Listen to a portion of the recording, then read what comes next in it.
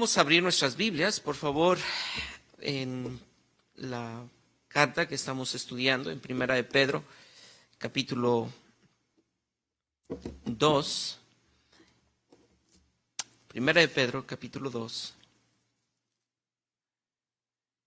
Y voy a dar lectura a este pasaje y leeré del verso 7 al verso 10. Primera de Pedro, capítulo 2, versículos del 7 al 10. Antes de hacer la lectura, quiero agradecer a los padres que están haciendo un esfuerzo por estar conectados el día de hoy. Gracias.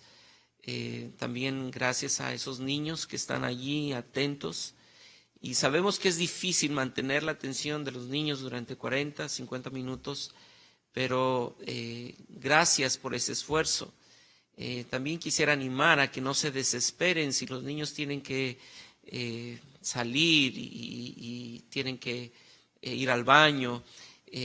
Nuestra intención no es hacer un culto allí en tu casa, es imposible. Pero queremos que en la medida de la posibilidad ustedes adultos presten atención y gracias a todos los niños que están allí, a los adolescentes. Creo que ya los adolescentes pueden mantenerse sentados y escuchar, pero jóvenes también, pero gracias a los padres, en verdad valoramos mucho ver esas imágenes que ustedes colocan en las redes para ver que están allí. Pero sabemos que la realidad no es que están todos sonriendo durante los 40 minutos, hay mucha distracción, pero gracias por el esfuerzo. Leamos esta porción de las Escrituras. Para vosotros, pues, los que creéis, Él es precioso, pero para los que no creen, la piedra que los edificadores desecharon ha venido a ser la cabeza del ángulo, y piedra de tropiezo, y roca que hace caer, porque tropiezan en la palabra, siendo desobedientes, a lo cual fueron también destinados. Mas vosotros sois linaje escogido, real sacerdocio, nación santa, pueblo adquirido por Dios, para que anunciéis las virtudes de aquel que os llamó de las tinieblas a su luz admirable. Vosotros, que en otro tiempo no erais pueblo, pero que ahora sois pueblo de Dios, que en otro tiempo no habíais alcanzado misericordia, pero ahora habéis alcanzado misericordia. Oremos.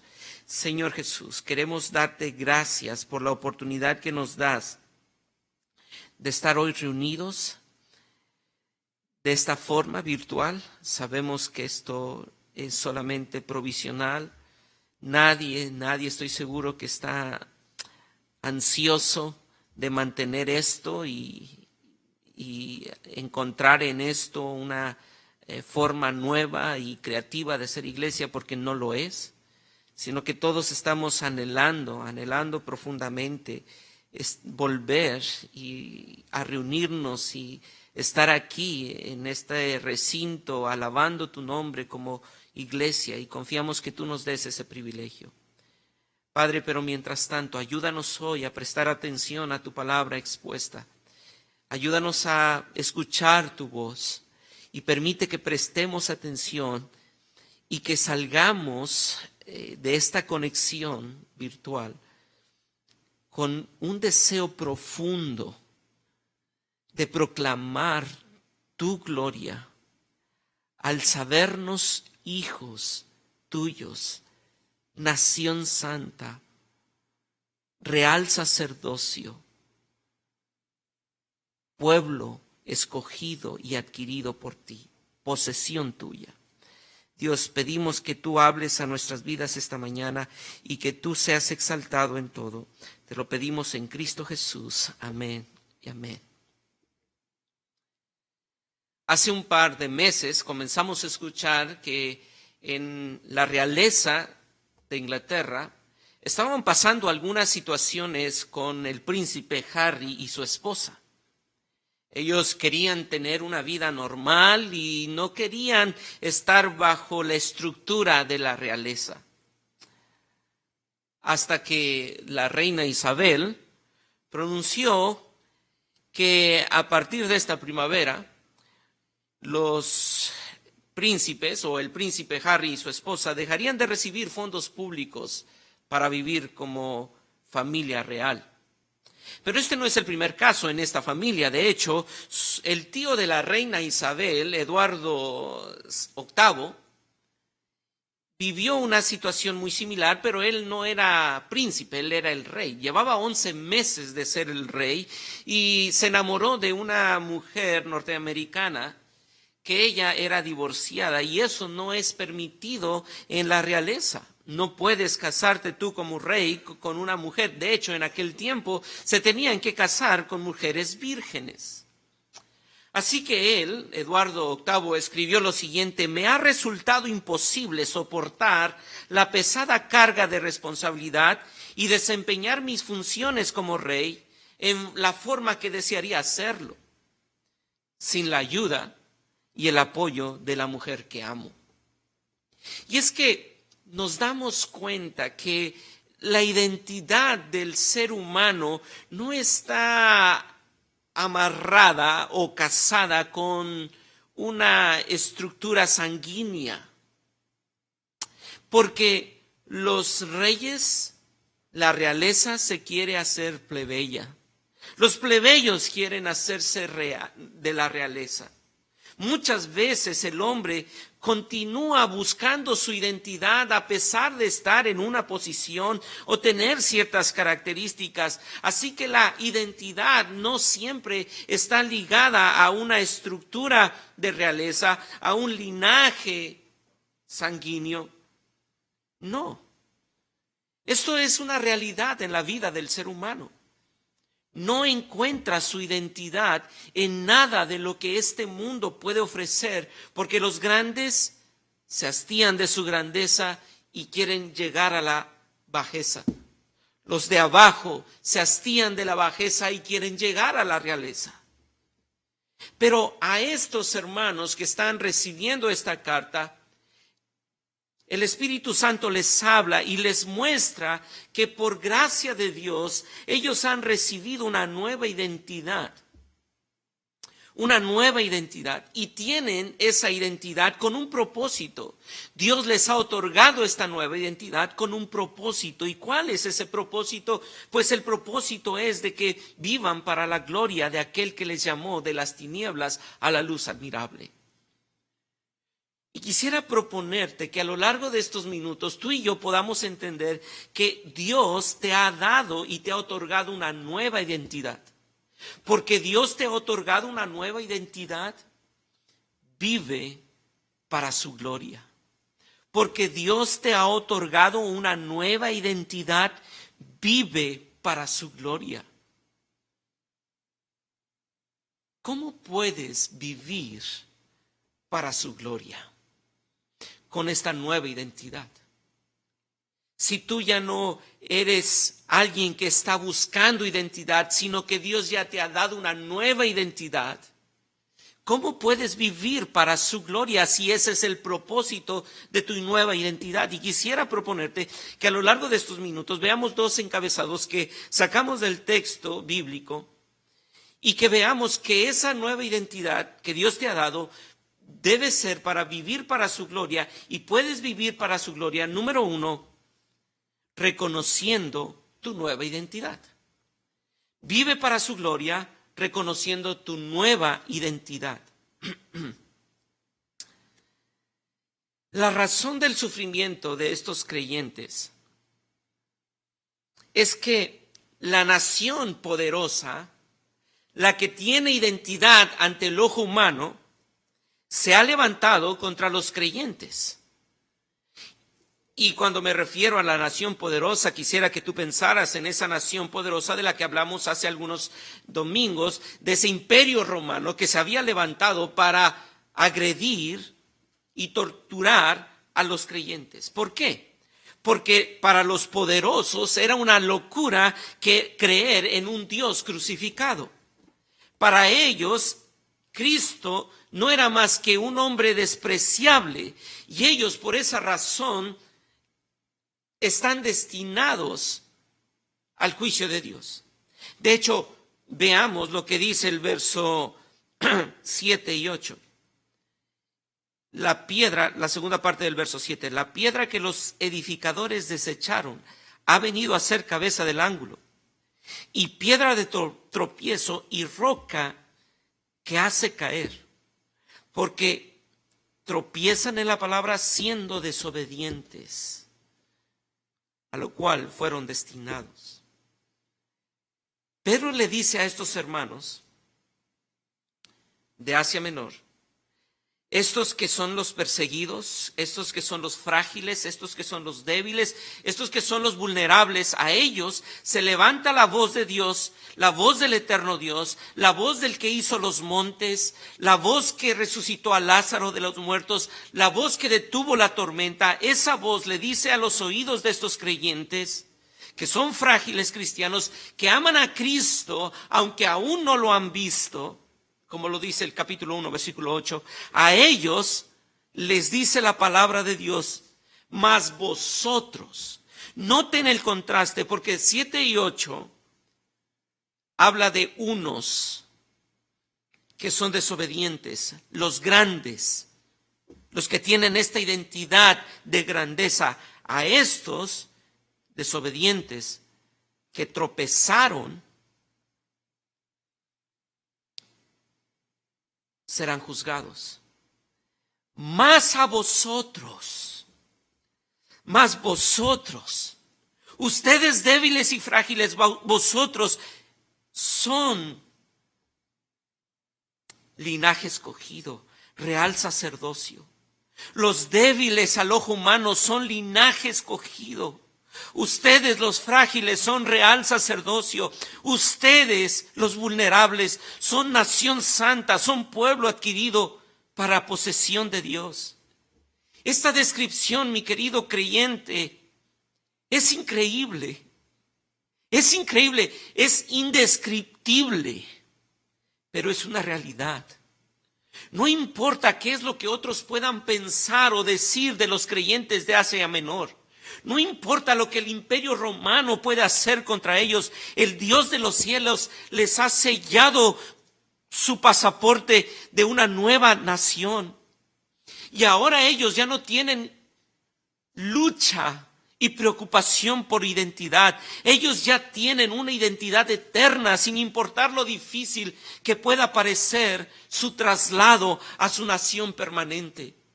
Déjenme decir nuevamente eso. Estos creyentes ya tienen una identidad eterna, sin importar lo difícil que pueda ser su traslado a su nación permanente.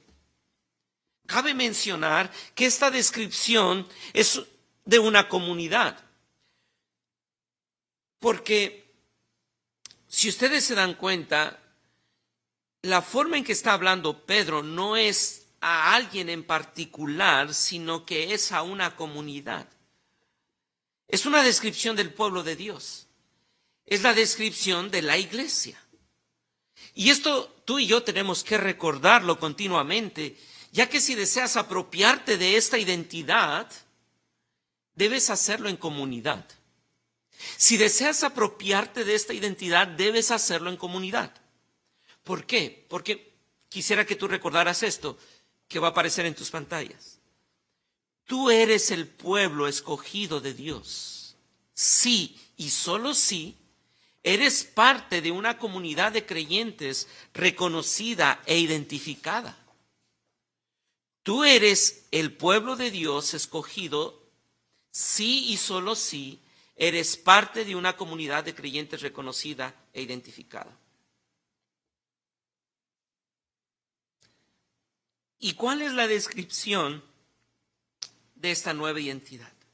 Quisiera que prestáramos atención a los versículos, al versículo 9, que nos va a describir ustedes y nos va a describir la identidad. Son linaje escogido. Y vamos a ver 4 descripciones de esta nueva identidad que aparece en el texto. Ustedes son linaje escogido, son real sacerdocio, son nación santa y son pueblo adquirido para posesión de Dios. ¿A qué se refiere el apóstol Pedro cuando dice que son linaje escogido? Pues la palabra que utiliza aquí y que se traduce como linaje en la Reina Valera 60 es una palabra que también en otras versiones la encontramos como raza. Linaje es sinónimo de raza, o raza es sinónimo de linaje, una raza escogida. Pertenecen al mismo linaje genético. No somos unidos, hermanos. La iglesia no está unida por sus lazos sanguíneos familiares. No somos unidos y no somos escogidos por tener intereses y gustos en común.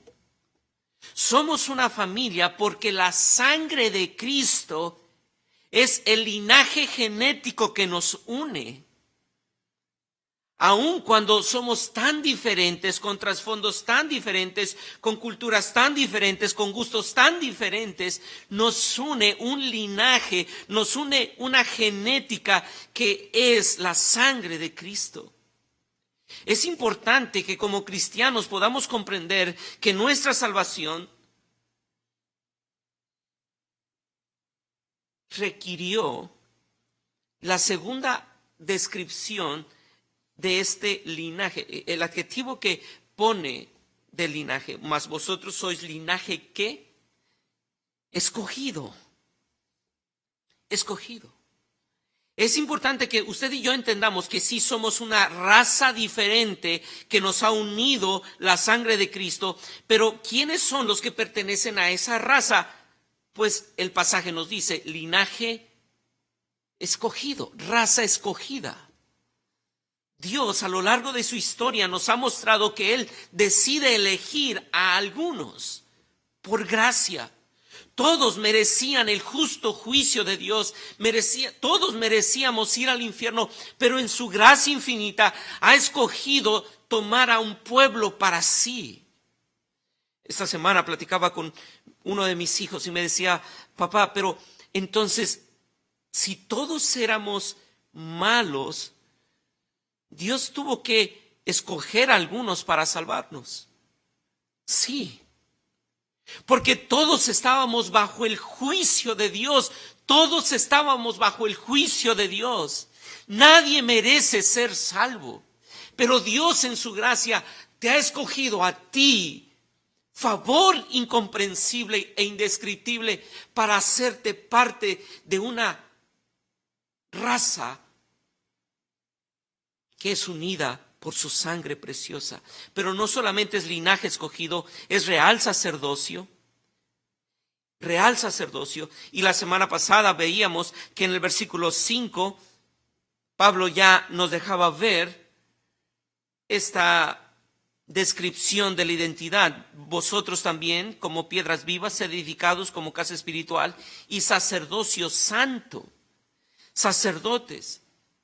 Somos sacerdotes y esta descripción está compuesta de dos elementos: real sacerdocio, sacerdotes, aquellos que pueden entrar a la santa presencia del rey y llegan a ofrecer sacrificios, como lo vimos en el versículo 5, sacrificios espirituales. Pero una segunda responsabilidad de estos sacerdotes es presentar delante del rey al pueblo y las necesidades del pueblo. Pero si se dan cuenta, no solamente son sacerdotes, también son sacerdotes reales.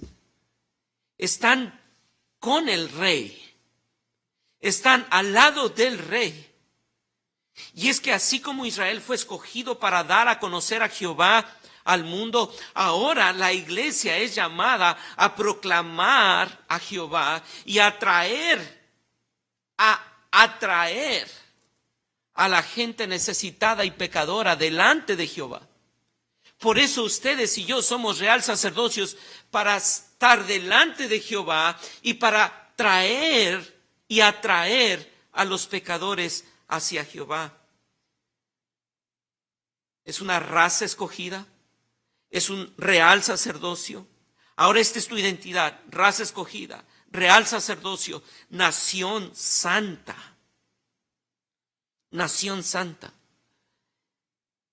Pedro recurre al uso de una terminología nacionalista y política, pero quiere que sus lectores entiendan estos términos no de un modo político como lo estaban interpretando en aquel entonces, sino que califica la palabra nación y le pone ese adjetivo, nación santa.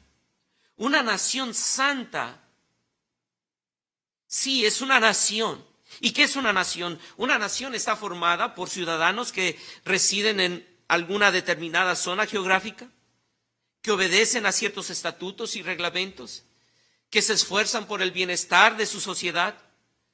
Pero la nación de la que habla Pedro no es una nación como se podría interpretar políticamente, sino es una nación santa. ¿Y a qué se refiere? Que sí es un grupo de personas, pero es un grupo de personas escogidos por Dios, separados por Dios, y que tienen una característica singular. Son redimidos por la sangre preciosa de Jesucristo. Este pueblo es un pueblo de Dios. Y de hecho, Pedro dice que estos son santos porque su Dios es santo.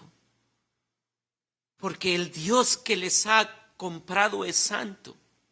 Y eso nos lleva a la cuarta descripción de esta identidad. No solamente eres una raza escogida, no solamente eres un real sacerdocio, no solamente eres una nación santa, sino que eres un pueblo adquirido para posesión de Dios. Pueblo adquirido para posesión de Dios. Esto es emocionante, mi querido creyente. Este pueblo que está aquí sufriendo la persecución, es un pueblo diferente a cualquier otra nación. El imperio romano es grande, poderoso, conquistador. Y ahora la palabra de Dios llega a estos débiles y frágiles creyentes que están sufriendo y atemorizados y les dice, ustedes son pueblo adquirido para ser la posesión de Dios. Son la posesión de Dios. Dios les ha comprado.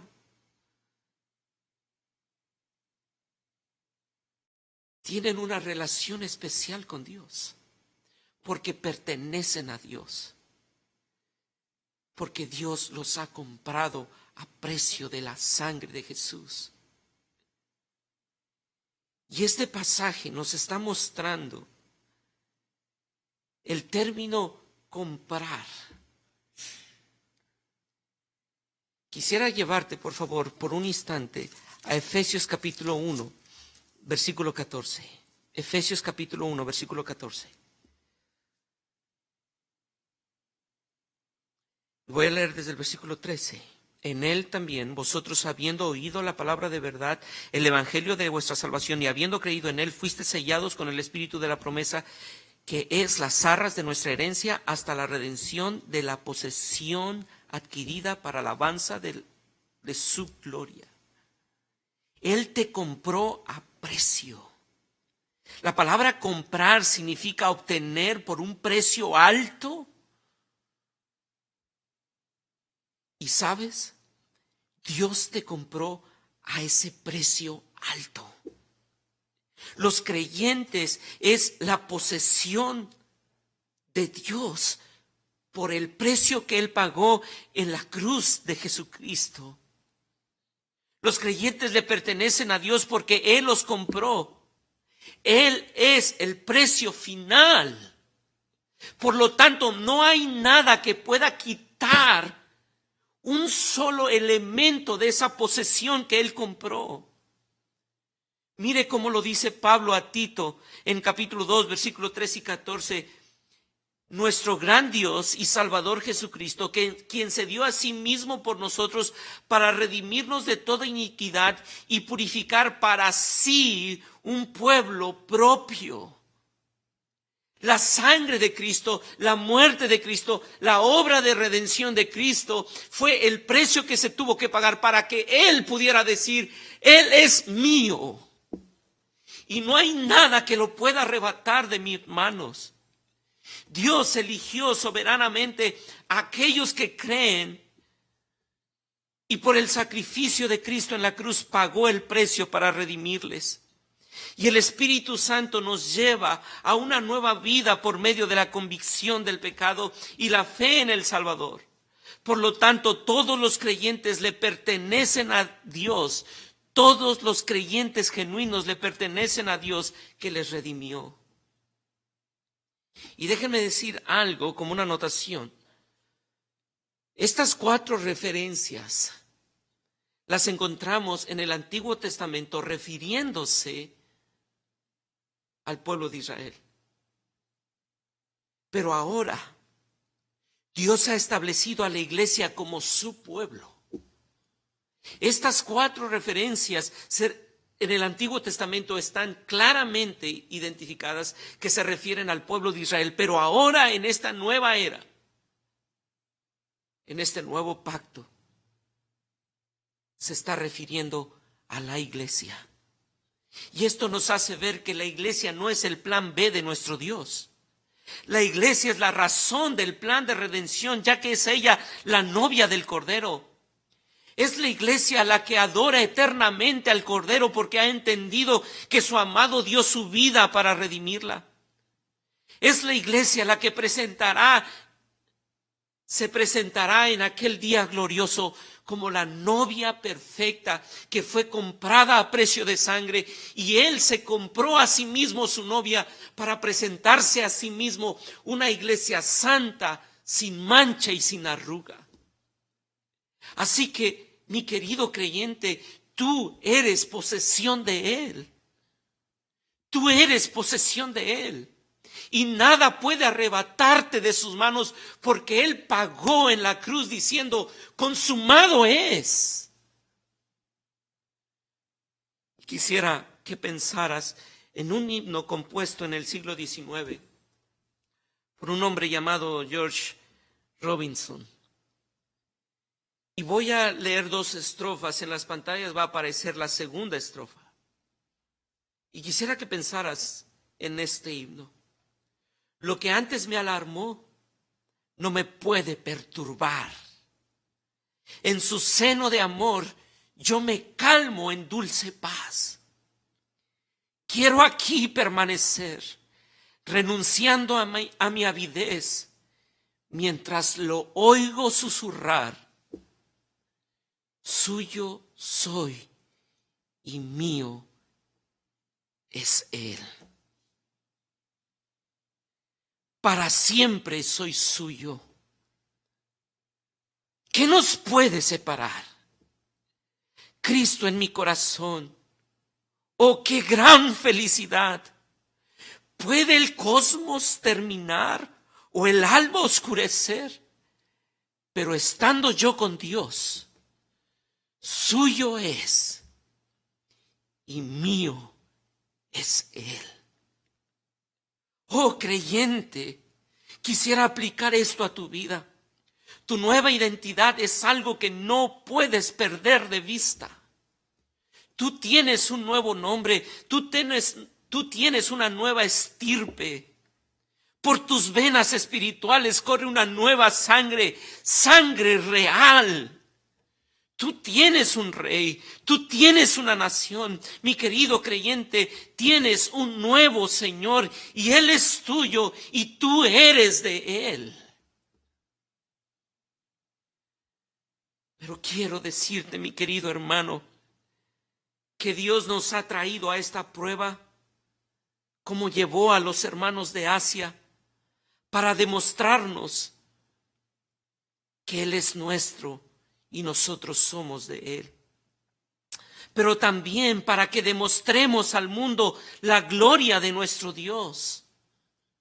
Dios nos ha traído a esta prueba para mostrar al mundo que nuestro gozo exuberante está en la presencia de nuestro Dios. que nuestro gozo excelso está en someternos a su voluntad soberana. Y esto lo hacemos cuando cada uno de nosotros como creyentes entregamos nuestra vida como sacrificio vivo, sacrificio espiritual. Hermano, hermana, Dios nos está probando para que nos gocemos y no temamos, porque Él está en control. ¿Puedes pensar en eso? Esta prueba es para que tú y yo nos gocemos y no temamos, porque sabemos que Él está en control. Hermanos, tened por sumo gozo cuando os halléis en diversas pruebas. Ese es el propósito de esta prueba. En estos momentos de dificultad, mi querido padre de familia, gocémonos en las pruebas, porque sabemos que nuestro Dios verdadero, Rey del universo y soberano del mundo, sabe lo que hace. Él es sabio, Él es amoroso y jamás hará algo para dañar nuestra relación con Él. Todo lo que está haciendo es para acercarnos a Él y para que le representemos a Él. Todo lo que está haciendo es para acercarnos a Él y para representarle a Él. Mi amada iglesia, no sabemos qué pasará en los próximos meses. Los pronósticos es que la economía se colapsará aún más. Los salarios se reducirán. Las escuelas permanecerán cerradas. Las madres seguirán luchando con los hijos en casa. Los padres estarán en riesgo porque estarán buscando trabajo y estarán buscando sostén para su familia. Pero mi amada iglesia, recuerda lo siguiente: nada de eso quita una sola gota de la gracia infinita de nuestro Dios para con nosotros. Nada marchita la paz que Cristo compró en la cruz del Calvario. Nada de esto nos puede separar del océano infinito de su amor, porque Él es tuyo y tuyo, y tú eres de Él. Porque Él es tuyo y tú eres de Él. ¿Y por qué tienes el privilegio tú de una nueva identidad? Porque pareciera que esto pudiera interpretarse como los escogidos, los elegidos, los únicos. Pues Pedro se encarga de mostrar y de destruir cualquier pensamiento que pudiera surgir de esta naturaleza. Mire versículo 9 y 10. Para que y en un momento veremos el propósito de esta nueva identidad, pero quisiera seguir leyendo: para que anunciéis las virtudes de aquel que os llamó de las tinieblas a su luz admirable, vosotros que en otro tiempo no erais pueblo, pero que ahora sois pueblo de Dios, que en otro tiempo no habéis alcanzado misericordia, pero ahora habéis alcanzado misericordia. ¿Por qué ahora tú tienes una nueva identidad? Pues porque el evangelio llegó a la vida del creyente. En medio de la aflicción, los hermanos de Asia podrían centrarse con tanta facilidad en la persecución, en la agonía, en la escasez. Pero Pedro, en el verso 10, les recuerda el glorioso evangelio y les muestra los efectos que tuvo el evangelio en la vida de estos creyentes. Y Pedro utiliza una analogía en el verso 10 que ya había sido escrita en Oseas capítulo 1, versículos del 6 al 10. Y el verso 10, nosotros encontramos allí esa referencia de Oseas. Y ustedes lo pueden buscar en casa. Pero esa referencia es que Dios le ha dado a este pueblo una oportunidad de ser llamado su pueblo. Pero desde el verso 9 comienza esta realidad del Evangelio. ¿Qué es lo primero que hace el Evangelio en nuestras vidas? Y quisiera que viéramos esas tres características rápidamente. No son parte del primer punto. Son parte del primer punto, que es vive para su gloria, reconociendo tu nueva identidad. Y esta nueva identidad fue otorgada por el Evangelio. Y el Evangelio ha hecho lo siguiente: te ha dado luz cuando estabas sin tinieblas. ¿Ves esto en el verso 9? La última parte del verso 9, que os llamó de las tinieblas a su luz admirable. Pero al segundo favor que hizo el Evangelio es que te ha dado identidad cuando no tenías nombre. Vosotros que en otro tiempo no erais pueblo, pero que ahora sois pueblo de Dios, versículo 10. Ahora tienes el nombre de pueblo de Dios. Y número 3, segundo favor que ha hecho el Evangelio para con aquellos pecadores, te ha convertido en el objeto de su misericordia. Que en otro tiempo habíais alcanzado misericordia, pero ahora no habíais alcanzado misericordia, pero ahora habéis alcanzado misericordia. Quisiera solamente tomar unos breves minutos para hablar de esa primera bendición que dio el Evangelio a la vida de los creyentes de Asia Menor y a la vida tuya también. Pablo les muestra estos privilegios espirituales, pero estos privilegios espirituales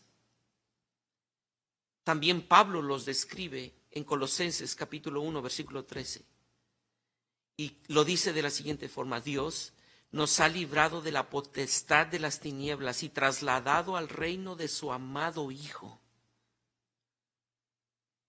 Pablo también le escribe a los hermanos de Corinto en el capítulo 4, versículo 4, y les dice: el Dios de este siglo cegó el entendimiento de los incrédulos para que no les resplandezca la luz del evangelio de la gloria de Cristo, el cual es la imagen de Dios.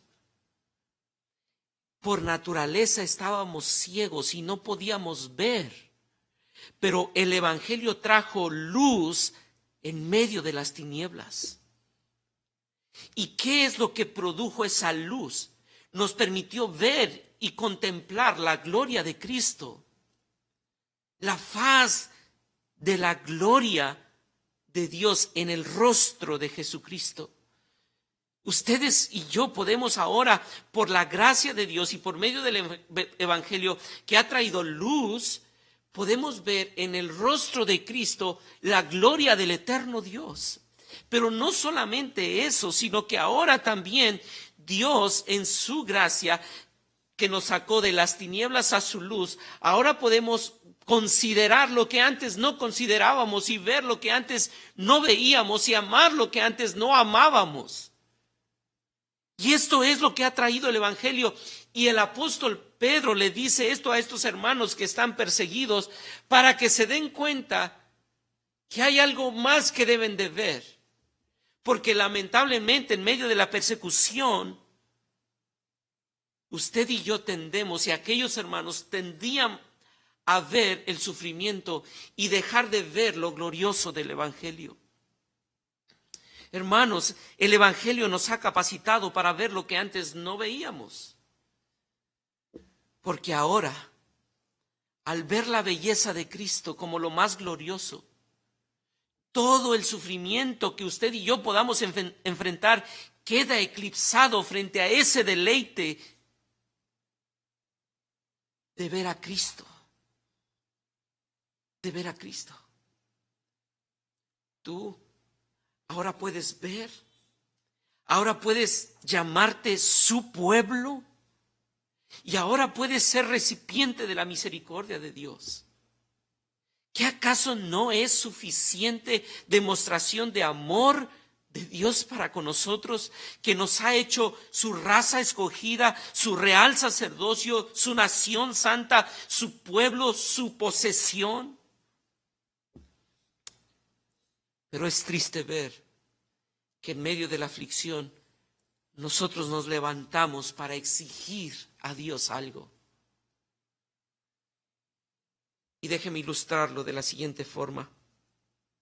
No sé cuántos padres están escuchando la transmisión, pero Quizá tú has ido con tu hijo a comprar la despensa o lo necesario para casa y llevas la lista de cosas porque sabes que tus hijos necesitan comer.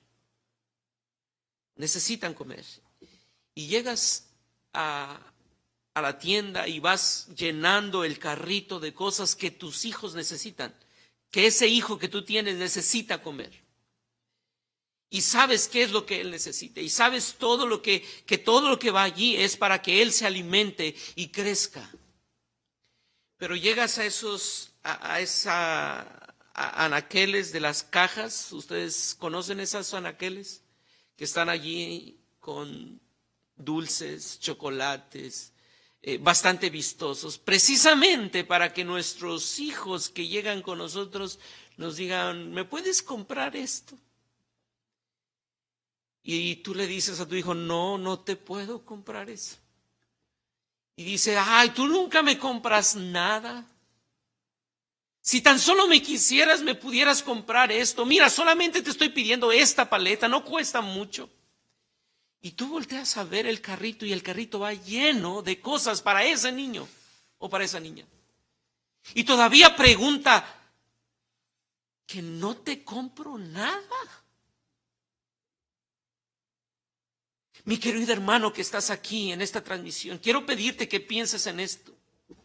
Que el glorioso evangelio, Cristo, Dios mismo, fue otorgado a tu favor. ¿Cómo puedes dudar de su amor? Lo que nadie más puede hacer por ti, Él ya lo hizo por ti. Te ha pasado de la oscuridad a la luz. Te ha dado su propio nombre. Ha sellado su nombre en ti. Te ha otorgado misericordia infinita. Este evangelio es un regalo que aún los ángeles desean mirar. Y todavía tenemos la osadía de decirle, si me amas, cambia la circunstancia. Si en verdad me amas, no me quites el trabajo. Si en verdad me amas, no me quites mi salud. Si en verdad me amas, permite que mis hijos crezcan. ¿En verdad piensas que hay duda de lo que ya hizo por ti? Hermano, no permitas que esta leve tribulación opaque tu visión del regalo glorioso del evangelio. No permitas que esta leve tribulación opaque tu visión del regalo glorioso del evangelio. Hermano, por favor, no dejes que tu preocupación y tu ansiedad nuble tu vista. Concéntrate en lo que Él ya te dio. Reconoce tu nueva identidad. Pero también vive agradecido con Él. Porque te ha dado todas las cosas en Cristo. Y gózate en ese don inexplicable. Pero también quisiera decirte a ti que estás sentado allí,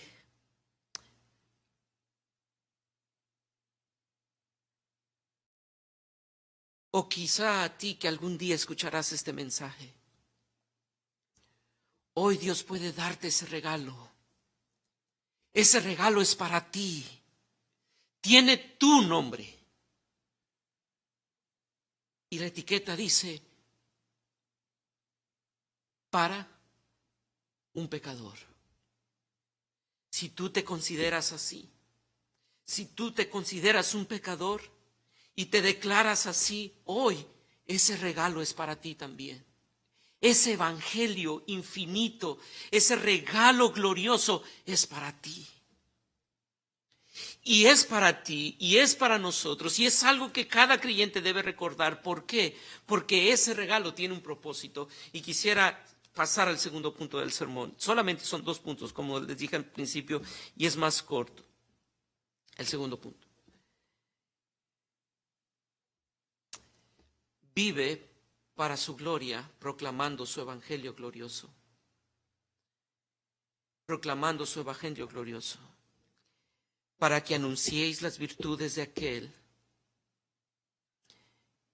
que os llamó de las tinieblas a su luz admirable. Piense por un momento, y quisiera que en verdad pensaras por un momento en el contexto de aquellos hermanos que están en persecución.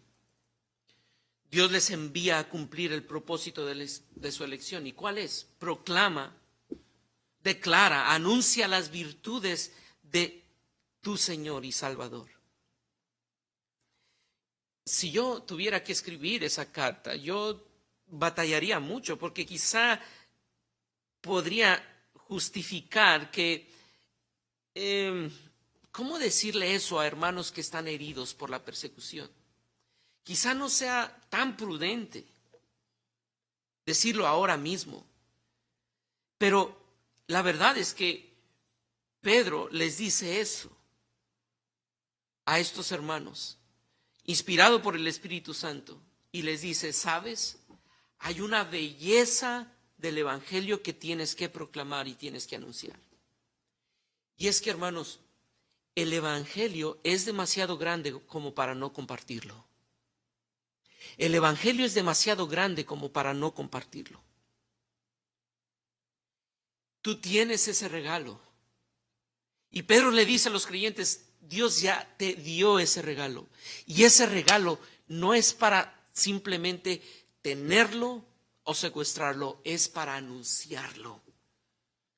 El propósito de nuestra salvación es que podamos ser el pueblo que Dios forme para sí mismo, como lo dice Isaías 43:21. Es un pueblo que yo escogí, yo formé para mi alabanza. No es para que el pueblo se sienta satisfecho con el Evangelio, es para que anuncie mi gloria. Nos ha dado la misión de proclamar un mensaje. Y ese mensaje tiene que ser proclamado verbalmente. Nuestra misión es glorificar a Dios al anunciar su fama. Ustedes y yo tenemos ahora el compromiso de decir, Cristo me salvó, Cristo me redimió, Cristo me pasó de las tinieblas a su luz, me hizo una nación santa, me hizo un real sacerdocio, un pueblo escogido por Él. ¿Y qué son las virtudes que Pedro dice? La palabra virtudes tiene una connotación más amplia y habla de las obras maravillosas. De hecho, la Nueva Versión Internacional así lo traduce. Obras maravillosas, para que anunciéis las obras maravillosas. ¿Y cuáles son las obras maravillosas? Quizá la gran mayoría de nosotros pudiéramos pensar en esa revelación general de Dios, que son la creación. Pero hay una obra maravillosa, porque estas obras maravillosas no solamente son obras maravillosas, y en el léxico hay un diccionario que describe estas obras maravillosas de la siguiente forma. Son manifestaciones del poder marcadas por la excelencia. Manifestaciones del poder marcadas por la excelencia. ¿Y dónde se manifiesta su poder marcado por la excelencia? No es solamente en la creación, que a propósito sí habla de sus virtudes, pero hay una obra de poder marcada por la excelencia. Y estos creyentes de Asia Menor la tenían grabada en su mente, y eso es lo que ellos proclamaban, y por eso eran perseguidos. ¿Y cuál es esa obra? Es el Evangelio. Es el Evangelio. Dios escogió a un pueblo para anunciar sus obras maravillosas. Y sabes, nada ha cambiado en estos días. La iglesia, como real sacerdocio, como nación santa, debemos proclamar las excelencias de la maravillosa obra de salvación. Eso es nuestro llamado. Hermanos, quisiera aplicar esto. Dios no nos ha llamado a regalar despensas. Dios no nos ha llamado a regalar sillas de ruedas. Dios no nos ha llamado a poner escuelas. Dios nos ha llamado a proclamar sus obras maravillosas. Y estamos seguros que esto nos permite, estos ministerios y estas actividades que mencioné hace un momento, nos permiten mostrar sus maravillosas obras de generosidad, de amor, pero de muy poco serviría si no abrimos nuestra boca para proclamar el Evangelio. Nosotros podemos manifestar y proclamar el Evangelio de dos formas. La gloria de Dios es exhibida a través de nuestro carácter. Pero quisiera pedirte que tú no pienses que esta está separada de la segunda forma, porque es como una moneda de dos caras. La gloria de Dios no solamente es manifestada cuando tú reflejas su carácter, sino que la gloria de Dios, las obras maravillosas de Dios tienen que ser proclamadas intencionalmente cuando hablamos de las virtudes de nuestro Dios.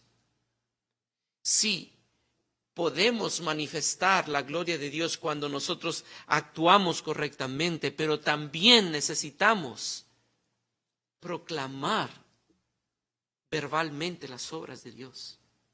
Hermano, el Evangelio fue diseñado para ser proclamado. El Evangelio fue diseñado para ser proclamado, no para ser secuestrado por ti o por mí. Dios me dio el Evangelio. Dios diseñó el Evangelio para que tú y yo lo proclamemos. Y en esta época, tú y yo debemos abrir nuestras bocas para proclamar el Evangelio, para anunciar lo extraordinario de nuestro Dios, para anunciar que Dios está en control, para anunciar que su poder transformador nos ha cambiado de las tinieblas a su luz, que su amor infinito, que su paz inquebrantable, que su gozo permanente ahora mora en nosotros, y eso es lo que proclamamos. Durante estas semanas, ¿has hablado de las obras maravillosas de nuestro Dios en medio de esta crisis? ¿O simplemente te has dejado controlar por los estragos del virus y tus pláticas están centradas en eso? Familias, estamos enseñando a nuestros seres queridos las virtudes de nuestro Dios durante este tiempo. ¿Te cautiva cada día lo glorioso del Evangelio? ¿Y les muestras a tus amados hijos lo glorioso de las obras maravillosas de nuestro Dios? Pero quizá la pregunta principal es: ¿estás cautivado tú por la obra maravillosa de tu Dios? Porque quizá no anuncias porque no estás cautivado. ¿Has visto su palabra? ¿Te has regodeado en su revelación? ¿Te has enamorado más en Él durante este tiempo? No es por falta de tiempo. Obviamente ya no es por falta de tiempo. Es porque quizá tu corazón se resiste.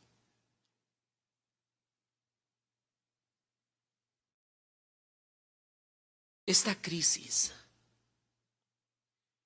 no vino para afectar nuestras finanzas o nuestra salud. Vino para transformar nuestro corazón. Creyente, Dios te ha traído a esta crisis para que tu corazón sea transformado, para que tú puedas ver que Cristo tiene el poder de pasarte de las tinieblas oscuras, de la desesperanza, de la agonía, de la tristeza, de la aflicción, a lo glorioso de ver la luz de Cristo cada día. Al enamoramiento, al éxtasis espiritual, donde nada, absolutamente nada, puede separarte del gozo eterno. Pero esta crisis no vino para afectar nuestras finanzas o nuestra salud. vino para que proclamemos las obras maravillosas de nuestro Dios. Creyente, porque Dios te ha guardado y porque Dios te ha otorgado una nueva identidad, vive para su gloria, reconociendo tu identidad y proclamando su evangelio. Hermanos de mi iglesia, de mi amada iglesia bautista Genezaret, personas que nos escuchan de otros lugares, no nos entristezcamos como si no tuviésemos esperanza, sino gocémonos en sus obras maravillosas y proclamemos su gloria. Padre, gracias, porque por gracia tuya nos has dado una nueva identidad. Ayúdanos a reconocer continuamente esta nueva identidad y a proclamar tu evangelio glorioso, para lo cual tú nos has dado esa nueva identidad. Gracias, porque tuyo somos y tú eres nuestro. Nada puede minar la gloriosa roca de nuestra salvación. Nada puede eclipsar un solo grado lo glorioso de tu luz admirable. Ayúdanos a verte cada día y que ninguna circunstancia a nuestro alrededor cambie nuestra forma de ver tu evangelio, y que cada día nos gocemos en ti y te agradezcamos por habernos escogido por gracia. En Cristo Jesús. Amén. Amén.